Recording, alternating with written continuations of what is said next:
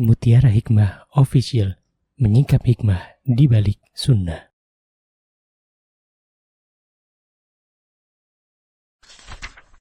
Salurkan donasi terbaik Anda untuk mendukung dakwah Mutiara Hikmah Official.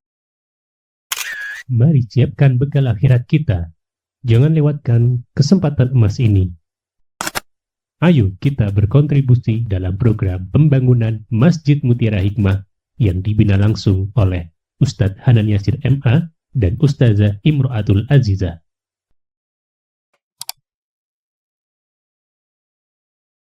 Ibu-ibu, teman-teman, jamaah Majelis Ta'lim Hasanah yang berbahagia, hari ini nasta'inu billah, kita memohon pertolongan kepada Allah Subhanahu wa taala. Kita akan belajar bersama-sama tentang sebuah hadis yang mulia, yakni 100 hadis yang bisa kita amalkan dalam kehidupan kita sehari-hari, dan jikalau memungkinkan boleh dihafalkannya. Karena hadis-hadis ini sudah dipilih oleh mu'allif termasuk hadis-hadis yang singkat, ya, jawami'ul kalim. Hadisnya singkat tapi maknanya cukup dalam. Baik, monggo dibantu Ustazah Ustazah Bufiki jadinya ya. Ya, monggo silakan. عن أبي سعيد الخدري رضي الله عنه أن رسول الله صلى الله عليه وسلم قال إذا سمعتم النداء فقولوا مثل ما يقول المؤذن متفق عليه. Dari Abu Sa'id al-Khudri radhiyallahu anhu bahwa Rasulullah sallallahu alaihi wasallam Allahumma shalli wa sallim wa barik. apabila kalian mendengar panggilan azan, maka ucapkanlah seperti kalimat-kalimat yang diucapkan muadzin. Muttafaqun alaih. Baik, jazakillah khair. Teman-teman, ibu-ibu, kita akan belajar terlebih dahulu tentang siapa Abu Sa'id al-Khudri radhiyallahu anhu. Ya, Abu Sa'id al-Khudri itu nama aslinya adalah Sa'ad. Ya. Jadi bukan Abu Sa'id. Abu Sa'id itu kunyahnya beliau. Ingat, Abu Hanifah, nama beliau juga bukan Abu Hanifah, tapi nama beliau siapa? Nu'man. Maka Abu Sa'id al-Khudri, nama beliau adalah Sa'ad. Ditulis dulu, boleh, silahkan. Agar lebih ingat ya kalau kita berjumpa dengan Abu Sa'id al-Khudri. Ya, dalam hadis-hadis yang lain. Abu Sa'id al-Khudri, beliau bernama Sa'ad bin Malik bin Sinan al-Khazraj al-Ansari. Saya ulangi, nama beliau Sa'ad bin Malik. Ayahnya namanya Malik, kakeknya namanya Sinan. Sa'ad bin Malik bin Sinan, sukunya Al-Khazraj Al-Ansari.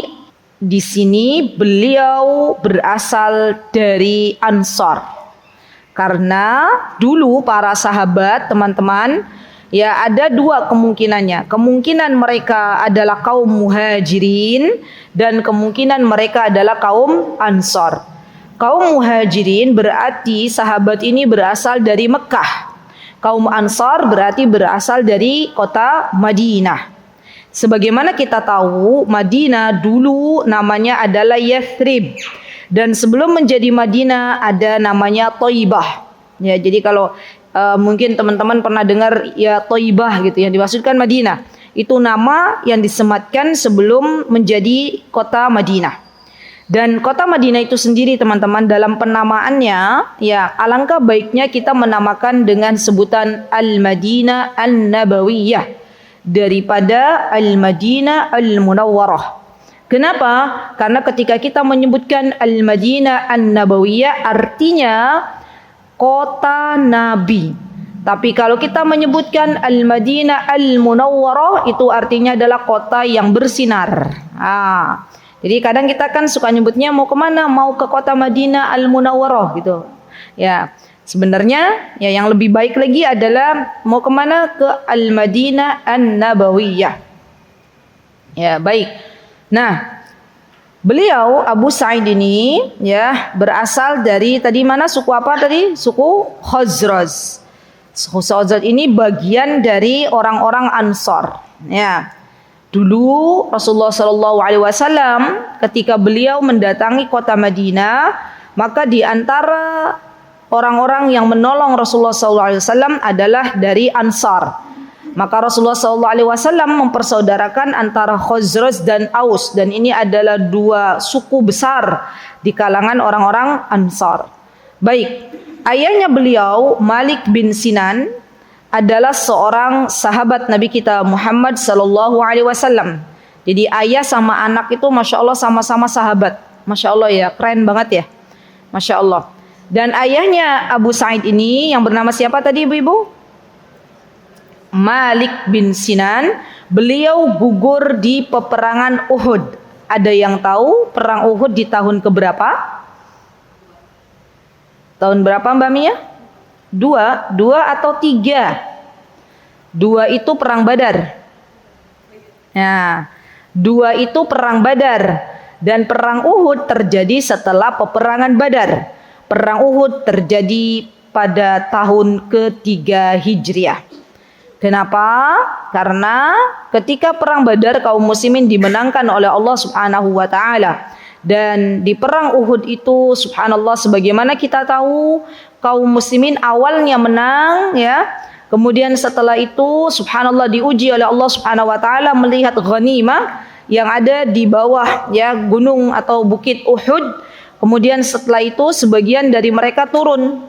Dan akhirnya ya pasukan musuh yang waktu itu dipimpin oleh Khalid bin Walid naik ke atas bukit Uhud, ya ke bukit pemanah, dan akhirnya kaum muslimin kalah telak di peperangan Uhud. Termasuk yang syahid dalam peperangan Uhud ada ayahnya Abu Sa'id Al-Khudri yang bernama Malik bin Sinan. Subhanallah teman-teman. Dulu Bukit Ramlah atau Bukit Pemanah itu zaman dulu ya itu bisa dinaiki oleh rombongan jamaah umrah free gitu ya. Hari ini 1 tahun ke belakang ya yang mungkin Bu Lisa pernah ke sana ya atau teman-teman yang pernah umroh pernah ke Bukit Uhud gitu ya. Semoga yang belum pernah ke sana Allah mudahkan untuk ke sana. Amin. Yang sudah pernah ke sana semoga Allah kembalikan lagi. Amin. Ya. Maka sekarang dipagerin Bu Lisa, dipagerin tuh yang Bukit Pemanah itu. Dan yang mau masuk ke sana berbayar. Ya, subhanallah teman-teman. Kalau pas kita di Madinah, teman-teman di Madinah, itu pandangilah Bukit Uhud. Nggak ada keutamaan, cuman membayangkan aja, berdoa sama Allah, ya Allah, semoga hamba ketemu lagi sama Gunung Uhud, sama Bukit Uhud ini di surga. Karena Bukit Uhud tuh nanti ada di surga. Subhanallah. Bukit Uhud itu nanti ada di surga. Bahkan Rasulullah SAW berkata, ya kata beliau Uhud itu adalah gunung yang mencintai kita dan kita mencintainya. Subhanallah. Indah sekali. Ya subhanallah. Ya Uhud ini disebut-sebut oleh Rasulullah SAW. Ya maka dari itu subhanallah kalau kita di Madinah boleh kita berziarah, bukan menziarahi gunung Uhudnya bukan, tapi di sana ada makam para syuhada Uhud.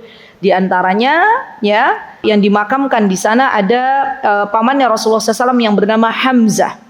Hamzah putra Abdul Muttalib. Itu pamannya Rasulullah SAW. Ya baik. Nah Abu Sa'id Al-Khudri kembali lagi. Beliau subhanallah ikut berbagai macam peperangan bersama Rasulullah SAW. Beliau Masya Allah ya sangat senang ketika ikut berperang dengan Rasulullah SAW. Dan peperangan dengan Rasulullah itu ada dua teman-teman. Ya, ada Sariyah, ada Ghazwah. Ini perlu kita belajar ya. Ada Sariyah, ada Ghazwah. Apa bedanya Sariyah dan Ghazwah? Sariyah itu peperangan kecil. Ya. Dan Ghazwah itu peperangan besar. Sariyah, peperangan kecil ini biasanya Rasulullah tidak ikut ke sana, nggak ikut dalam peperangan ini. Biasanya Rasulullah mengutus utusan untuk misalnya memerangi misalnya orang-orang Yahudi yang ada di kota ini misalnya. Itu namanya Sariyah.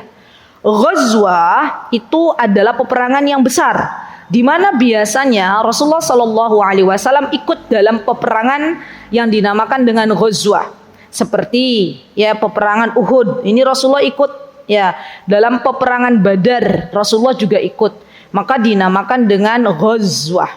Ya sampai di sini insya Allah bisa dipahami teman-teman. Ya belajar sirah itu menyenangkan, belajar sirah itu mengagumkan, ya. Maka dalam liburan ini teman-teman jangan biarkan waktu kita itu habis begitu saja. Ya, biasanya nganter anak, anaknya libur, misalnya ya. Ngapain ya? Ya baca. Ya, apa yang bisa kita baca? Sirah, boleh. Ya, pagi hari kita buka dengan membaca Al-Quran dulu setelah zikir pagi misalnya. Setelah itu nanti dilanjut ada target untuk membaca kitab sirah. Ya, dan membaca ini teman-teman jadikan sebagai habit atau jadikan sebagai sesuatu yang kita biasakan, gitu ya. Walaupun cuman atau hanya 1 lembar, nggak apa-apa. Ya. Dan tadi yang boleh saya rekomendasikan adalah belajar atau baca lagi kitab-kitab sirah. Itu luar biasa. Banyak sekali, masya Allah, hikmah atau pelajaran yang bisa kita ambil dari sirah atau perjalanan hidup Nabi kita Muhammad sallallahu alaihi wasallam. Baik. Abu Sa'id Al-Khudri, beliau juga seorang yang sangat-sangat berilmu. Apa buktinya? Buktinya beliau meriwayatkan hadis dari Rasulullah sallallahu alaihi wasallam ya kurang lebih 1170 hadis. Masya Allah, luar biasa ya. 1000 tuh hadisnya banyak banget itu ya. Kita hadis arba'in aja ustazah belum selesai gitu ya. Yang di Mangkuyudan kemarin ya, hadis ke-34. Kalau di sini alhamdulillah sudah selesai. Nah, ini 1000 hadis ya, 1170 hadis. Dan beliau masya Allah termasuk beliau itu termasuk 7 sahabat yang paling banyak meriwayatkan hadis setelah Abu Hurairah. Jadi urutannya kan nanti Abu Hurairah, ada Ibunda Aisyah ya, terus. Nah, ada Abu Sa'id Al-Khudri. Masya Allah. Dan ini menunjukkan bahwa Abu Sa'id Al-Khudri adalah seorang sahabat yang senang duduk di majelis Rasulullah Sallallahu Alaihi Wasallam. Masya Allah. Barang siapa yang ingin dimuliakan oleh Allah dalam kehidupannya baik di dunia dan maupun di akhirat, maka jangan pernah tinggalkan majelis ilmu. Allah akan muliakan. Allah akan muliakan. Ya, kita bagaimana sekarang? Rasulullah sudah wafat. Ya, berarti yang kita lakukan adalah datangi majelis ilmu, karena sungguh di dalam majelis ilmu itu ada banyak keberkahan di dalamnya. Dalam majelis ilmu itu ada banyak ampunan-ampunan Allah Azza wa Jalla yang Allah turunkan kepada hamba-hambanya. Ya. Dan Abu Sa'id Al-Khudri radhiyallahu anhu termasuk juga seorang mufti. Banyak para sahabat yang meminta fatwa kepada beliau, subhanallah. Dan orang yang sudah menjadi mufti itu nggak sembarangan teman-teman. Pastinya ya orang yang mufti ini adalah orang yang berilmu. Kenapa? Karena syarat untuk menjadi mufti di dalam syariat kita, agama Islam yang mulia ini harus banyak syaratnya. Memenuhi syarat A, B, C, D baru boleh jadi mufti. Nggak sembarangan. Kalau jadi hakim mungkin lulusan apa tuh? Lulusan S1 atau S2. Profesi misalnya ya. Ya, dia udah ambil profesi menjadi hakim bisa gitu ya. Tapi kalau di dalam agama kita enggak bisa. Mufti dia belajar tentang ilmu atau tentang karya atau tentang bidang ilmu itu belum bisa langsung menjadi mufti. Dia harus benar-benar digali dulu, dicek dulu keilmuannya, baru kemudian diperbolehkan untuk menjadi seorang mufti. Dan menjadi seorang mufti itu berat, teman-teman, berat, sangat-sangat berat. Yang kami tahu di Yaman, di Saudi, mufti itu bagian dari pegawai pemerintah. Ya, jadi yang menggaji, yang memberi ya gaji atau mukafaah setiap bulan itu adalah pemerintah. Ya, subhanallah. Ketahuilah bahwa subhanallah mufti ini teman-teman ya adalah orang-orang yang memang ditugaskan oleh negara untuk memberikan fatwa. Nah ini bagus sekali nih. Kan kadang kita bingung ya mau bertanya kepada siapa. Pernah nggak ibu-ibu ada pertanyaan kita bingung mau tanya ke siapa? Pernah ya? Nah kalau mufti ini memang ditugaskan khusus untuk menjawab pertanyaan-pertanyaan dari kaum muslimin. Teman-teman, kalau berangkat ke Masjid Nabawi, ya semoga Allah mudahkan untuk sampai ke sana. Nanti di dekat pintu 25 yang saya tahu ya, saya belum dapat di pintu 16. Itu ada telepon kayak zaman dulu itu Bu. Ya, ingat dah yang teleponnya gede itu loh ya. Itu telepon itu teman-teman gunanya untuk bertanya kepada mufti.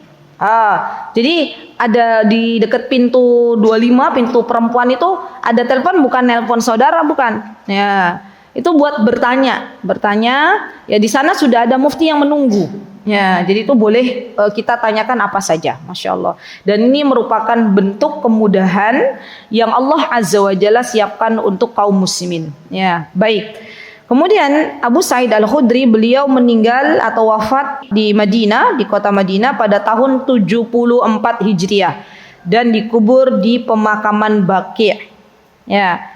Nah, boleh tuh kita sekarang, boleh kita berdoa kepada Allah, minta sama Allah agar diwafatkan di kota Madinah dan dikubur di pekuburan Baqi'. Ya. Emang boleh Ustazah perempuan dikubur di sana? Boleh. Yang enggak boleh itu perempuan menziarahi pekuburan Baqi' atau pemakaman Baqi'. Pekuburan Baqi' itu hanya diziarahi oleh kaum laki-laki. Ya, tapi dikubur di sana perempuan boleh.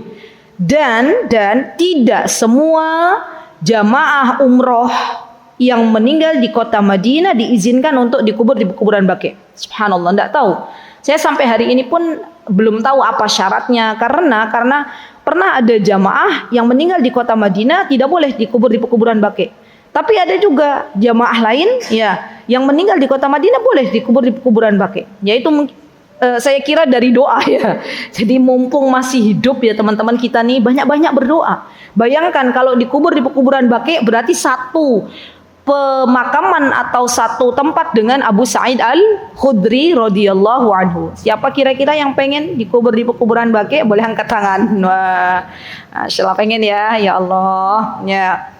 Dan subhanallah teman-teman, orang yang meninggal di kota Madinah dalam keadaan husnul khatimah itu mendapatkan jaminan syafaat dari Rasulullah SAW. Berdoalah dengan sungguh-sungguh, minta kepada Allah. Dengan caranya Allah akan memberikan kepada kita. Kita nggak tahu, ya Ustazah saya belum pernah umroh. Ya mungkin saja bisa jadi ya kalau Allah berkehendak ketika Allah akan mewafatkan kita digiring ke sana. Ya walaupun kita belum pernah umrah, ya diwafatkan di sana, kemudian dikubur di kuburan Baqi'. Berbaik sangkalah kepada Allah dan yakinlah doa kita akan diijabah oleh Allah Subhanahu wa taala. Baik, radhiyallahu anhu wa rahima Abu Sa'id Al-Khudri rahmatan wasi'atan. Semoga Allah Azza wa Jalla meluaskan kubur beliau dan semoga Allah mengangkat derajat beliau di dalam syurganya. Amin Allahumma amin. Baik. Beliau meriwayatkan sebuah hadis dari Nabi kita Muhammad sallallahu alaihi wasallam yang berkaitan dengan sikap seorang muslim ketika mendengar kalimat azan. Ya. Dan hadis ini sahih, teman-teman. Ya, idza sami'tumun nida faqulu mithla ma yaqulul muadzin. Ya, dikeluarkan oleh Imam Al-Bukhari dan Imam Muslim dengan nomor hadis Imam Bukhari 611 dan Imam Muslim dengan nomor hadis 383. Berarti hadis ini sahih jalurnya sampai kepada Rasulullah sallallahu alaihi wasallam. Dan hadis ini termasuk bagian dari Jawami'ul Kalim. Masih ingat apa itu Jawami'ul Kalim, teman-teman? Matannya yang pendek, isinya pendek tapi maknanya cukup dalam. Ahsanti, Masya Allah. Atau hadisnya atau matannya pendek tapi syarat makna. Nah, apa saja pelajaran, apa saja kandungan yang ada di dalam hadis ini kira-kira? Yo, idza sami'tumun nida, jika kalian mendengar kalimat adzan yang dikumandangkan oleh muadzin, faqulu, maka ucapkanlah misla ma yaqulul muadzin, sebagaimana yang diucapkan oleh muadzin. Di dalam adzan ada kalimat apa, teman-teman? Ya, Allahu Akbar, Allahu Akbar. Berarti ada kalimat apa itu? Mengagungkan Allah Subhanahu wa taala. Apa arti Allahu Akbar? Allah Maha Besar. Allah Maha Besar. Kemudian yang selanjutnya dalam kalimat adzan ada apa? Asyhadu alla ilaha illallah. Berarti di sini ada kalimat apa? Tauhid. Ya, tidak ada ilah kecuali Allah. Aku bersaksi tidak ada ilah kecuali Allah. Kemudian apa lagi? Wa asyhadu anna Muhammadar Rasulullah. Apa itu asyhadu anna Muhammadar Rasulullah? Dan aku bersaksi bahwa Nabi kita Muhammad sallallahu alaihi wasallam adalah nabi dan utusannya. Dan ini juga ada kalimat tauhid. Kemudian setelah itu apa lagi? Hayya 'alas shalah, hayya 'alas shalah. Ada kalimat ajakan, ya. Hayya 'alal falah. Apa hayya 'alal falah? Mari, ya, menuju kepada keberuntungan. Berarti di sini juga ada kalimat untuk menjadi insan yang lebih beruntung. Subhanallah. Berarti ada kalimat tauhid di sini. Kemudian ada mengagungkan Allah Subhanahu wa taala, ada keberuntungan, ya. Hayya 'alas shalah, hayya 'alal falah. Apalagi kalimat adzan. Allahu akbar, la ilaha illallah. Berarti di situ ada kalimat-kalimat tauhid. Baik. Nah, yuk kita belajar. Idza sami'tum, apabila kalian mendengar. Imam An-Nawawi rahimahullahu taala dalam kitabnya beliau, kitab Jawami', ya, beliau menyebutkan hadis ini menunjukkan, ya, hukum menjawab azan terkait dengan orang yang mendengar azan. Berarti kalau yang nggak mendengar wajib nggak hukumnya untuk menjawab? Enggak. Misalnya ada orang nuwun sewu tunarungu, nggak dengar azan, apakah wajib baginya untuk menjawabnya? Tidak. Maka ini diwajibkan, perintah ini dianjurkan untuk hamba Allah yang mendengar azan. Orang tidur, ya misalnya tidur, ya, itu dianjurkan untuk menjawab azan apa mboten? Enggak, lo tidur ya nggak dengar, ya. Berarti ini khusus bagi yang mendengar. An-nida dalam bahasa Arab, an-nida itu adalah panggilan. Ya, idza sami'tumun nida, jika kalian mendengar an-nida. An-nida itu artinya adalah panggilan. Ya. Atau dalam bahasa Arab, ya, apa arti kata an-nida? An-nida itu adalah ad-du'a wa raf'u bis-saut. Panggilan dengan suara yang keras, raf'us saut. Jadi kalau misalnya saya manggil Bu Fikri atau Bu Swatun, Bu Swatun, Bu Swatun, nah itu bukan nida. Tapi kalau saya panggil Ibu misalnya, ya, nah itu panggilan, namanya nida.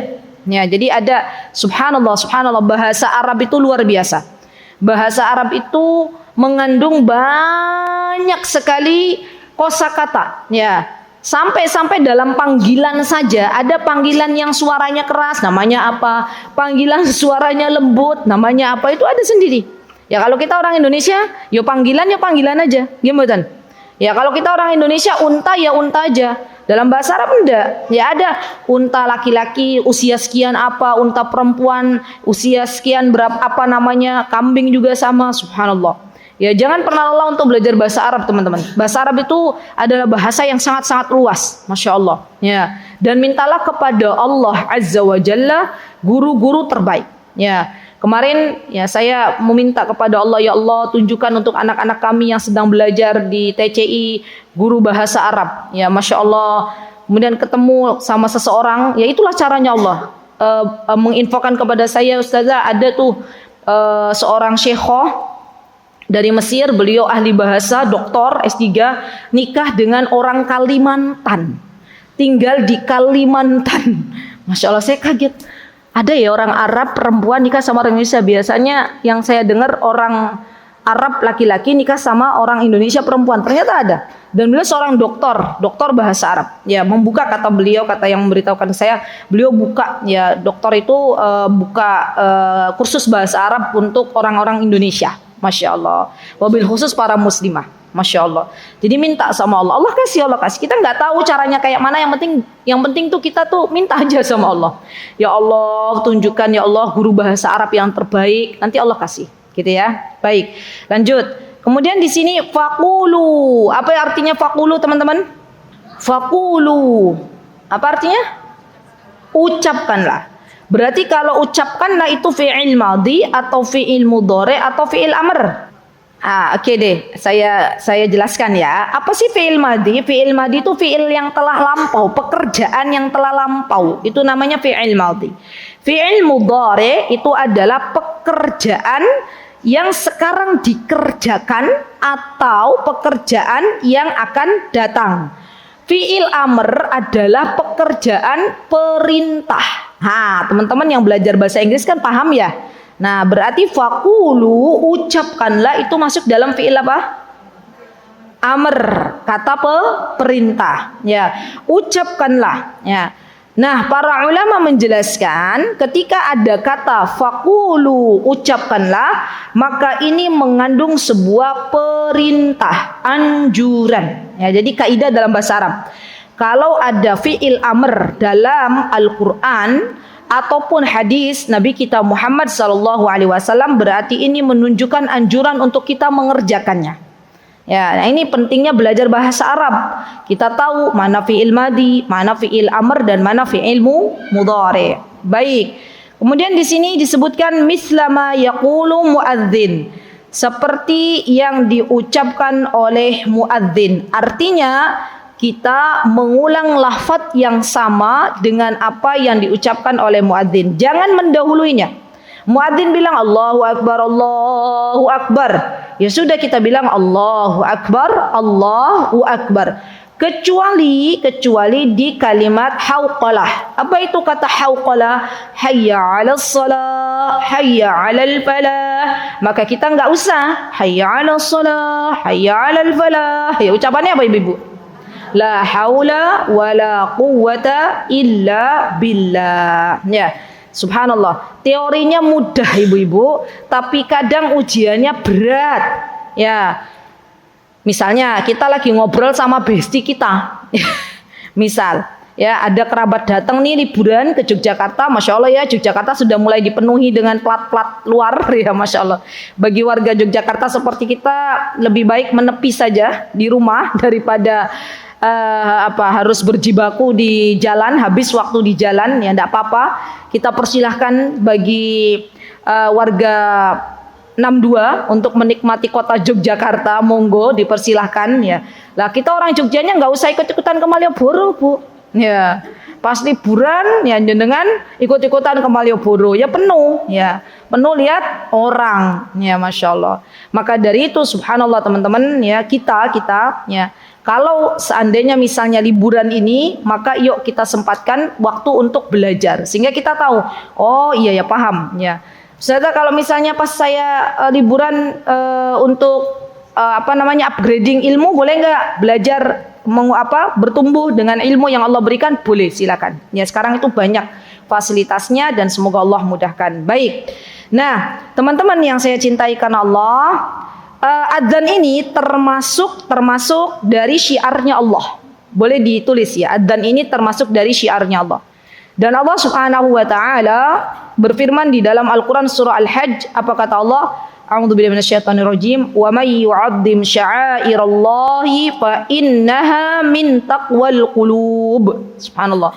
Barang siapa yang mengagungkan syiar-syiarnya Allah, termasuk dari adzan ini, maka itu termasuk ketakwaan hati. Jadi orang bisa dilihat hatinya bertakwa atau tidak kepada Allah, itu dilihat dari pengagungan ia terhadap adzan itu sendiri. Subhanallah. Jadi adzan itu bukan cuma panggilan, tapi itu sesuatu yang Allah Azza wa Jalla agungkan di sisi Allah Subhanahu wa taala. Dan barang siapa yang mengagungkan syiarnya Allah, apa-apa yang Allah agungkan, maka itu pertanda hatinya bertakwa kepada Allah Subhanahu wa taala. Ya. Subhanallah. Dan subhanallah teman-teman ya, ketika kita mendengar adzan, kita meresapi maknanya, masya Allah, ini adalah sebuah kemuliaan dan taufik dari Allah Subhanahu wa taala. Baik. Mutiara Hikmah Official, menyingkap hikmah di balik sunnah.